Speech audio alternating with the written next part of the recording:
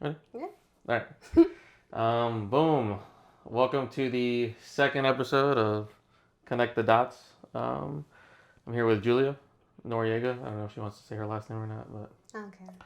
but I'll let you introduce yourself. I'm Julia Noriega. Most people call me Jules, Yeah. but you can call me whatever. I don't really care. Okay. Doesn't matter. But I am a licensed esthetician. It's been about 2 years since I've opened my business, and it's been running really smoothly. And yeah, I'm happy to be here. That's a cool name, Connect the Dots. Thanks. Thanks. What's the name of your business? JewlznGlow. Okay. So it's a combination of just my name. The N is it's a conjunction, but it also stands for my middle name or my last name, Noriega. And then glow, obviously, is what I try to do with all my clients, make them glow and have healthy skin. Very nice. I actually never caught the N until you said that. Yeah, it's like a hidden thing. Okay. And I guess just I would like to get a bit into the backstory as far as like why you started your business and a bit of the introduction phase of that. So it was kind of an accident getting into doing facials. I initially went into doing or got into the esthetician program because I wanted to get licensed to do makeup. Because prior to doing skincare, I did freelance makeup for 4 years, which is just like doing bridal or date night stuff like that, just for just random clients that I had. And I built that through Instagram mostly. And then after a while, I just wanted to get, solidified in what I did and get my license. And within doing the program, you had to do facials. So I ended up loving it because it just like flowed so naturally. And I had my own skincare issues. So it kind of fit into what I was dealing with at the moment, anyways. So it allowed me to understand my own skin. And then I already had a plan of opening my own business, of being freelance like I do now. So I opened and did freelance, opened my own business straight out of school actually. So I got my license, and then about like 4 days later, I got my first client.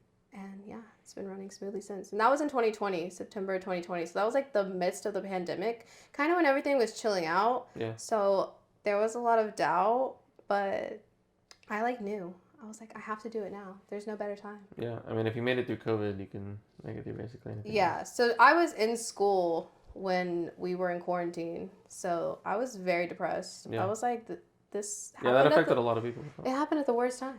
I was like, why is it now that I'm getting my life together that the world wants to end? But obviously, like, shit came together. I opened it in the middle of the pandemic. Okay. And yeah, it's been running smoothly since. It's been about 2 years on the 20th to be exact. Sick. I'll definitely say that from a marketing perspective, your business glows purple, right? So very easy to associate your brand with that as a big aspect. And I guess where did you learn that portion of your business? Because I'll tell you that I speak to many small business owners, and that's probably the furthest thing from their mind on a regular basis. They're so worried about all the different aspects of marketing, but they just can't make up their mind about a color, or they can't figure out kind of which route to go. How did you get to that? Well, obviously, purple is kind of my favorite color. Yeah, I could tell. Since birth. No, not birth, but I already knew the color. But as far as like the scheme, like you still have to be cohesive. And I always had an eye for that. I think it started because me and my mom would scrapbook, honestly. And this man would teach us how to make a lot of pieces be cohesive as a story, but not be too much at the same time. Because, I mean, you could throw a lot of things within one, marketing project, and it could just be too much. But I feel like I've just always had an eye for things that, like, look nice. And then prior to doing all this, I had a 9 to 5 where I was an admin for a gym. So I did a lot of the advertising there. So I kind of got a feel for just, easy, like, we had events and stuff, or, the things for the members.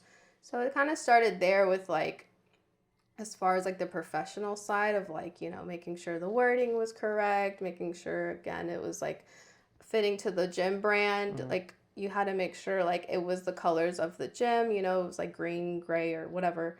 But that's kind of where I got the feel of that as far as the business side. And then now I just incorporate it in my own business. But I also love it. I have a creativity inside me that I love to just kind of let out or embrace. Yeah.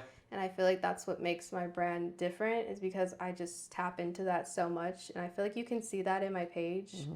It's all very colorful. It's not just purple. Like, I do a lot of blends of other colors. Again, like, the main theme is purple, but I still want it to be like different Cohesive. shades of purple. Yeah. Well, okay, so was purple always the color, or was it, was there any other colors on the table? Yellow. I feel like yellow is a good match Yeah. for purple. I'll do peach, or like that nude peach. So I feel like, again, just colors that kind of blend with purple but aren't too much. That But are like that during specific. Halloween, I'll do like neon green. So again, you can do a lot with purple. Sick. Really any color. Yeah. Just mixing. Okay. What about, okay, so for someone just starting their business, not even necessarily an esthetician or someone in the spa industry, what advice would you give them in the first, let's say, 6 months that they're starting? Definitely have a plan, have a budget. Make sure you have at least, I would say, like 5 months. A lot of people say 3 months, but I would say 5 months worth of income, or just like a savings of some sort. Like, I would never go into it just with nothing. Yeah. So definitely just overall within that budget, you'd have a business plan, or, within the business plan, throw in the budget. Yeah.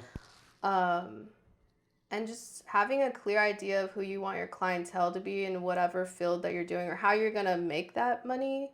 Or, for me, it's clientele, but if it were, I don't know, Products, like, or some or others. real estate, you still clients. Like, how are you going to, where are you going to find these people, or who do you want to attract for your business? Because you have to set those initial boundaries in the beginning of, like, who you want as a customer, a client, whatever, because that sets the tone of, like, who you're going to have down further in the road. Like, if you want discounted clients, go on Groupon. If you want high-end clients, go to like River Oaks or country clubs or networking events that that these people are going to be at. Like, set yourself apart from everybody by putting yourself in these situations. Again, so just going back to the business plan, it all goes back to a plan. So definitely just having a clear understanding of what you're wanting to do, not going into it blindly based off emotions. We all wanted to quit our jobs at some point and be like, F this, I'm going to go do whatever I want. I'm having a business, blah, blah. There's plenty of times I wanted to do that, but I had no plan. And I'm like, wait, let's take a step back. Let's breathe and rethink. Yeah. Because you can't go into business blind with no plan. Yeah. Because you're going to fail within those 6 months. So definitely, yeah. What was that transition like for you? So you said you were an admin staff at a gym, and then you went, now you're full-time esthetician. What was that? How long, and what was that time period like? So I was still an admin when I was in school, and then around COVID is when I had quit, and then I just was just free balling it. Quit with those reserves, basically. Yeah, I had the savings already intact, and I knew right out of school what I needed to start the business. So again, I had the savings already, I had the plan, and then I was able to do the last maybe 4 months, just kind of already making my side money at school. Yeah. And doing all that stuff. So, and then just promoting within that period, because we weren't allowed to like work on clients anymore. So I was just promoting, letting people know I was going to eventually open. Gotcha. So just keep planting that idea in people's minds. So like, if you know that you're going to open up a business, go ahead and start throwing out people's, or, ideas on Instagram or your website, giving people like getting people excited. The Kardashians do it all the time. They do like these brands where they're like, delete everything, or, just have like a blank something, and people will be like, what is that? Yeah. I know people hate them, but like, they're marketing geniuses, and I look to them all the time because they're just so smart. Yeah. Or Kris Jenner, everyone knows that. Obviously, yeah. Built empires. Marketing genius. So I look up to them in that aspect, just getting people excited. You got to hype them up. Be like, what is that? Yeah. So, yeah, I don't know what the question actually was. But I also was like, what is the question? I don't even know. forgot what the Um, question was. I hope that was related though. I think it was. Either way, it was a good topic or a good Oh, how point. did I transition into? Yeah, I was gonna say that was a kind of a tangent on that, but I think you answered my question for the most part. But yeah, like I took that savings and then I graduated, got my license, and then bam, I got the bare minimum, which was a steamer, a bed, my product, and just like a couple little decorations. That's perfect. So you have a steamer, a bed, and what else? The like little decoration. Oh, Where was your first room at, or your first like office the space? salon that I'm at now. At Revive. Mhm. Sick. Yeah, it was just a smaller room. It was like an 8 by 11. Did you have anybody help you with the financial aspect of it, like running the numbers before you moved into the spot, or were you kind of like, I need to do this first, and then I'll figure it out from there? I mean, I had a general idea. I think a week before I opened up the calendar, so I had a general consensus of like what I was gonna have throughout the next week. So you kind of can't have, concrete numbers in this business because it's so up in the air. Like Yeah. you could have people book and like three of them will reschedule, cancel, whatever. So those numbers just went down by, Holidays Yeah. make a big factor in that too. yeah, exactly. To your point about sharing stuff before you actually open the business, one of the big things we talk about in the real estate side of it is like mind share. So that's basically what you're doing is just at all moments, anytime you move it, I think it's kind of like I'm that. sorry. No worries. Is mind share. So basically, getting into people's minds and saying, hey, look, although I'm not offering this service right now, whenever you think about estheticians or your face or any kind of skincare product, think about me. Think about Purple. Think about whatever your brand is. That way, when you launch, you already have that bit of a following, bit of a brand establishment, and from there you grow. Mm-hmm. So I definitely get that. I think that's great advice. I actually answered another question, which was going to be like, what was the bare minimum as far as your setup and what you started with to like what you are now, like as far as and I guess I could modify that to say, what is the best investment that you've made in your business?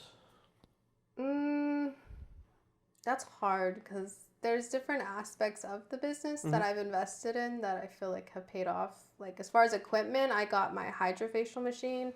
That was probably my biggest investment. Definitely on the higher end, but Yeah. it's paid off already. Like I paid it off That's killer. by double, which And I knew. now you're just profiting off of it, basically. Yeah. Yeah. So I financed it as well, so it built my business credit as well. So it was kind of like a win. Two for two. That definitely a booking site, which was a given. I know that doesn't seem like an investment. What'd you use for that? Acuity. Okay. It's through Square. It's really, I think it's easy to use if you don't know anything about. I remember when booking Acuity sites. was not owned by Square, and then they purchased them because Yeah, they Square did. is the shit. Shout out Square.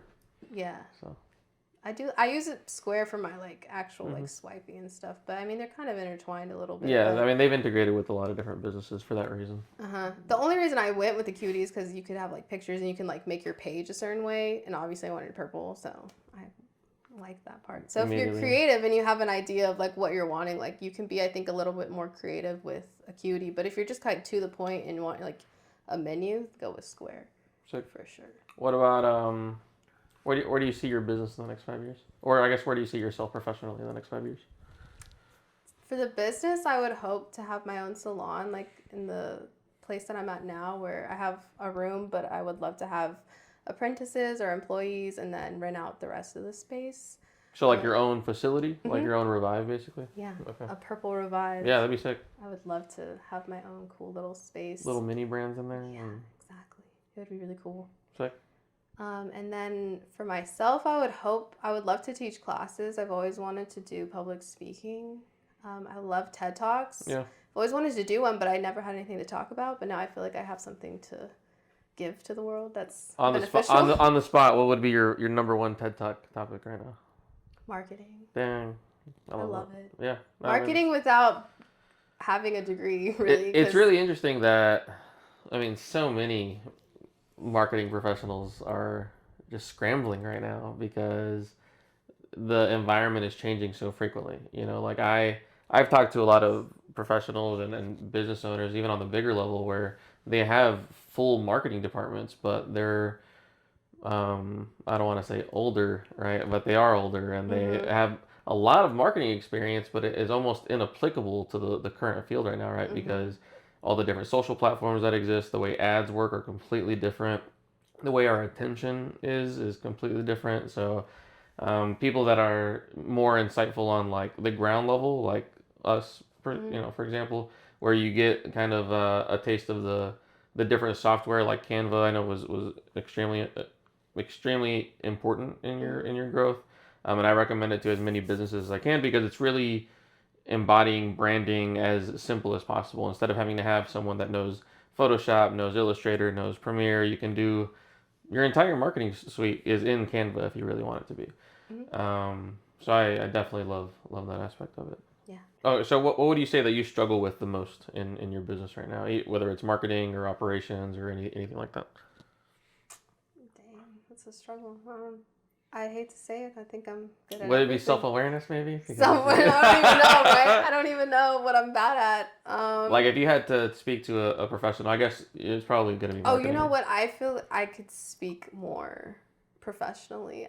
Well, you know what? I feel like it's back and forth with that because I feel like the way I explain things to my clients is in a realistic way. I don't like to throw out a bunch of terms at them because it overwhelms them. But at the same time, I would like to sound professional. Like I go to workshops and the women that talk about these products just flows out of them so naturally, these words and scientific facts and all this stuff, and I love that. I admire it, and I would love to speak a lot. Yeah, so you probably have the customer side down, right? Where you can, because that's important, is knowing how to break the really important technical side stuff down into layman's terms and something that's easily understood.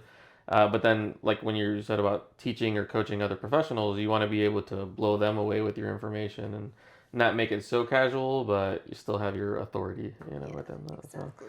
So I'm sure a lot of people struggle with that same thing. I'm a little bit too chill. Too chill? I'm a little too chill sometimes. So I would like to be a little bit more, I don't know, direct, assertive. I get that. Oh, I'm really bad. No, I'm not bad. I'm working on it. I always say I'm a recovering people pleaser because it's very hard to like set boundaries with clients because especially me because I'm so like personable. I want to be friends with all of them and I'm like, wait, we're their clients. Yeah. Like I want to give everyone a discount. I want to do everything, but you can't because then you'll fail as a business. That affects psychology of your business, yeah. And then it just kind of opens the door for them to think like, oh, like we're cool and. Yeah, because the issue with discounts is that anybody that ever pays full price feels like they got gypped if they ever paid full price within everybody getting discounts. So. Well, then what's wrong with me? I feel like that. So yeah, that is my weakness now that I think about it. Okay, see, obviously we're working on that. Self-reflection. Yeah, we love it. there's coaching stuff for all of it. Yeah. I think if I had to pick one, it would be probably finances. Like if I had someone to just kick my ass all the time about finances, because like I love buying stuff, especially being in the photo and video side. Yeah. There's always new stuff. I mean, you're gonna get the new iPhone, I imagine, because it's purple. I have to. Yeah, I mean, it's just so it's on brand. I know. It would be it's so fully annoying. snappy. I have to. And just toys like that come out literally every single year. The new drone, the new camera, the new whatever. Tech is always updating. So I struggle with that myself, being like, well, it's a business expense, and you gotta justify that. But then there's limits to all of that, and I think that if I had someone to kick my ass a little bit more about the financial aspect of it, but also like I don't want to let just anybody into my business, especially into those aspects of my business. Yeah. So I think that's why I've been kind of reserved, and maybe one day I'll open up. I'm sure my client right now just said she had a really good financial advisor. Really? And you had to be like referred just to like be with him. So like a personal or a business? I think a business, yeah, because she's a hairstylist. Oh, sick. So I was like, nice. Good to know. You do your own taxes? Yeah. TurboTax? Acuity. What is it called? Well, no, I use QuickBooks to do all of like the paperwork, and then I use TurboTax. TurboTax to submit all your information, basically. It's definitely saved me. I hate the government. Yeah, fuck taxes, dude. The worst part of. I just saw a video actually that talked about. It was a guy saying that he pays himself $500,000 a year out of his business as an employee. That's what I started doing. And someone was like, no actual entrepreneur would take on that kind of financial responsibility, like tax-wise. And then it was like one of those, she duets him, but then he duetted her back and being like, look, I normally don't address people talking about my finances, or I have no need to defend my finances to anybody. But he does talk about how the way that the government works is you need to pay to play essentially, right? So like once you're in a certain tax bracket, you get certain tax benefits. There's tax credits, tax services. Like there's a lot of different things that you get once you decide to pay yourself, right? Because you're being responsible, quote unquote, for the income that you're making. And then on top of that, I mean, I went through the struggles last year of trying to purchase a house while being self-employed, and that's a clusterfuck because I mean, I do real estate, and I feel like I should have a upper hand in that, but there's no upper hand as a self-employed person. Because if you just started being self-employed, they look at the last 2 years average, right? Yeah. And that's of profit. So I myself suffered the, I guess, mentality that I was gonna declare losses for my Yeah. first 3 years because like I said about purchasing stuff and making the actual business expenses. Like I did have a lot of business expenses, but I didn't really want to pay taxes initially.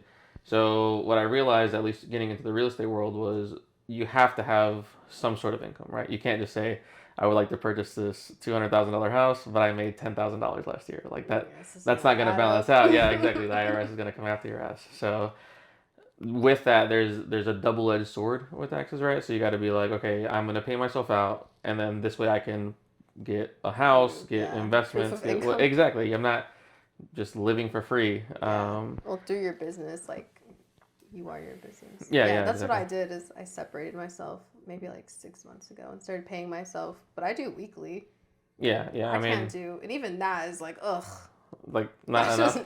I mean, it's enough, but I hate it. Yeah. Self-control. Absolutely. Is especially like I just discovered online shopping not too long ago. Like you just discovered that? I tried to like hold back on it as much as I could for this reason. I'm because impressed. Like, accessibility. Yeah. I was like, ooh, everything's just so easy, and then like your information saves now. Like you just press a button, shop pay. Yeah, I mean that's like, boop, boop, boop. that's a whole psychology in and of itself. The way Amazon has broken it down to where you can just instantly get something, and sometimes it's like later that day. And that's something that I've talked about with clients, as well as lost my train of thought. Oh yeah, the way social media is going right now. So as a marketing agency, I've had a lot of roller coaster moments with the changes in social media, Facebook, Instagram, Twitter, Snapchat, whatever, the millions of platforms. TikTok. Luckily now, there's been a general focus to go towards vertical video, which we refer to as 9x16. So just, up and down, Yeah. And for us, the benefit is that like we create content now for one platform, and before it was Instagram because they were kind of like the main feed to everything. But we've adjusted definitely to focus on TikTok because there's several different platforms that you can use or services that you can use to go from TikTok to Instagram to your Facebook to your LinkedIn to basically you generate one valuable piece of content on your TikTok and you can multiply it along to these other different platforms, right? And I think that the reason that's going that way is that step of, I don't have a phone right now, but you would take your phone and turn it, right? That's how you would see a full screen video. I think that the overall dynamic of that is changing to where they don't want you to ever turn your phone to the side, to where like YouTube, I don't know, have you heard of YouTube Shorts? Yeah. So that's what I recommend everybody get into right now because we've seen the possible organic growth from Instagram, we've seen it from TikTok, and YouTube Shorts is so new right now that I would say 3 in every 4 people that I talk to about it have no idea that it's even a thing. So you upload your video from TikTok to YouTube Shorts, answering those important SEO questions. Do you know about SEO? Have we talked about that? So search engine optimization, like everything that goes into your Instagram page, to your website, to all of those services. Before there was a really big focus on keywords. So your focus would be facials in Houston, esthetician, things like that, right? And whenever you would search for esthetician in Houston, it would take you to, and they might still, but it would take you to a page that's like super fucking long. Excuse me. It has 17 different keyword sections. Esthetician in Houston this. Don't forget to do your daily maintenance, right? And daily esthetician this. And it mentions it, right? Or it would take you to a super long form blog about how to manage your expectations with an esthetician, where to book, et cetera, et cetera. Yeah. That's shifting now. So even, I say that like as in 2 weeks ago, Google started shifting their algorithms to where they're focusing a lot more on short form video. So things like TikToks are showing up in place of those long form blogs to where, and I would say the biggest shift is like the travel industry. So before you would say, all right, what can I do in Cancun? What can I go do? Or you go in Portland? What can I do in Portland, right? Now, if you were to do that, it would pop up on a bunch of different videos where you can visually see the stuff you can do and easily digest it as opposed to reading a long ass blog that somebody wrote. So that's been a major shift, which is beneficial for me because before it was like, all right, write a blog, do a podcast, do 16 different sizes for 16 different platforms, and then focus on your website, right? Now it's all of that kind of going into one, to where if you focus on your SEO, your search engine optimization, you can start answering questions that like the public is answering. So for you, you would search for what's the best esthetician in Houston, or what are some good tips that I can do for at-home cleansing, or just things like that, right? And then you pop up as an authority source on TikTok. You start becoming an authority source on your website and on the rest of your booking services. So I love that. I love that for us because although it's becoming more mind-numbing, right, that you're instantly getting videos of us having to turn it or whatever, as a marketer and as a business, it's been the best time ever to produce content, I would say. So, and that's what the benefit of this like podcast stuff is for. So like we have long form video, right? We'll put it on YouTube, answer specific questions. This is the perspective of an esthetician as a small business, things that she did to get started, and then I'll clip it up into however many valuable little segments that we have. I can send them to you as well. I'll send them to myself, and then we post, right? And then just like becoming an authority figure in your field. So for me, it would ideally be small businesses. Yours would be a combination of people looking for estheticians as well as people starting their own business in that, and you dominate that field. So that's what I've been telling a lot of my clients is that they're so full of knowledge, like full of just whether it's real estate, spas, health, fitness, like just a million things, and they're not telling anybody about it.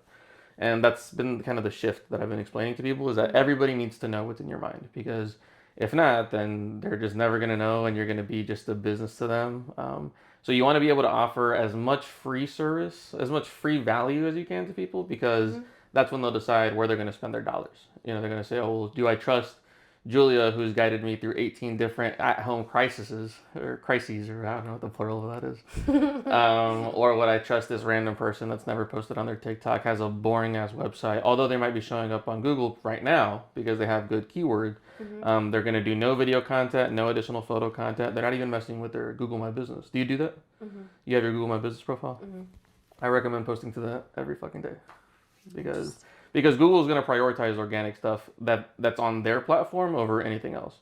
So if you are playing their game and as fucking boring as it is, like no one wants to get on Google and post their stuff. Like I have a daily reminder to post it with my boss or with my real estate boss, because I told him it's the same thing. It's just as valuable. And nobody's doing that stuff. So you're going to stick out in the crowd whenever people are searching for spas or esthetician in the area. You're going to pop up on the Google Maps as opposed to someone else. Ride the wave. I didn't know about that. It used to be Musically. I would never. That was TikTok before. Like that was TikTok. Wow. And then But I never did Musically. I had a TikTok in 2019, like right before the pandemic. Yeah. And my first TikTok blew up, and I was like, what the hell? Yeah, after they rebranded, it was game over. I remember seeing Musically videos, and I'm sure you do too. They were weird. Just like occasionally, it was like random fucking kids singing. I'm sure those kids are millionaires now though, because they were on that shit before us. Well, was it Charlie D'Amelio? I think she was. No, she was just TikTok. She wasn't. Oh, she was. I don't know. I just know was big. I don't think she is anymore. I'm pretty sure she is. Like you can't just somebody beat her. But you're second fucking best. Like yeah, like she still has $1 billion. Like, she could easily crazy. sell. Yeah, for sure. What I was gonna say is the difficulty now is like with Instagram and Facebook and all that is that even if you have 5 million followers or like literally 5 million followers and you post gas, like the best fucking picture of all time, best video of all time, you're not gonna get shit. Like Instagram, their entire business plan is ads. So like they know that you're not gonna benefit, or like you're not ever gonna go as viral as you want to be. So a perfect example is like the Chewbacca lady. You remember her on Facebook Live? So a lady went to Toys R Us, got a fucking Chewbacca mask, sat in her car, and it seemed like she was high because she was like